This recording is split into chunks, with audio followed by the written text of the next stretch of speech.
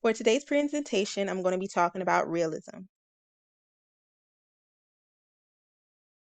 Realism is a style of filmmaking that attempts to mimic material reality as closely as possible. There are many different facets of realism, and we're going to look through them through this presentation. Filmmakers generally use realism to tell the viewers what to think and balance it with an illusion of free choice that will result in a more powerful impact of the film as audiences watch it. These are the type of realisms. First one is magic realism, heroic realism, naturalism, gritty realism, dirty realism, and social realism. Our first example comes from the 1991 film Boys in the Hood. This is an example of social realism. Social realism depicts a working class life and portrays this lived experience as legitimate.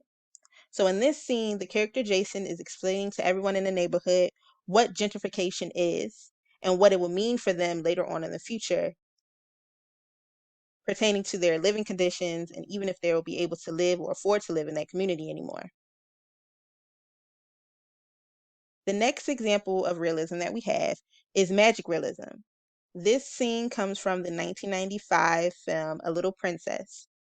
Um, the magic realism is where elements that might be associated with the fantastic um, intertrude films forms come into play.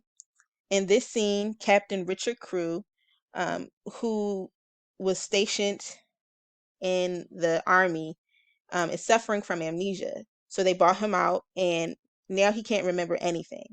And in this pivotal point, his daughter, who hasn't seen him in maybe a year, a couple months or so, is screaming for him to get him to realize that it's her, but he can't.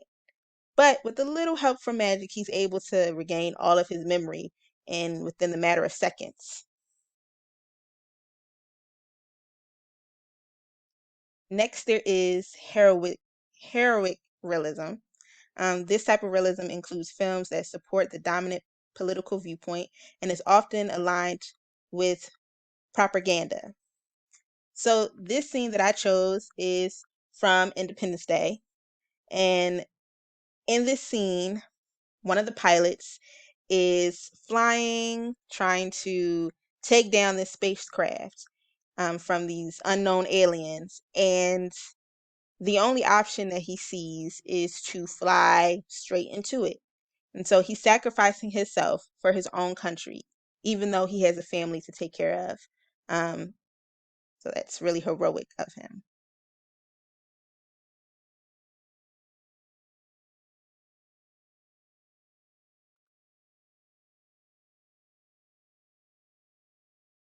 When filmmakers use realism, their true objective is to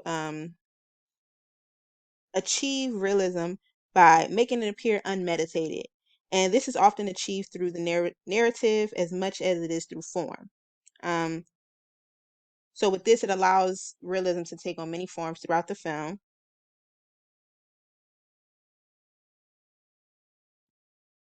And it allows for the filmmaker to display characters on the big screen or the small screen as real life people so that the audience feels as if they're watching themselves, family members, or people that they know.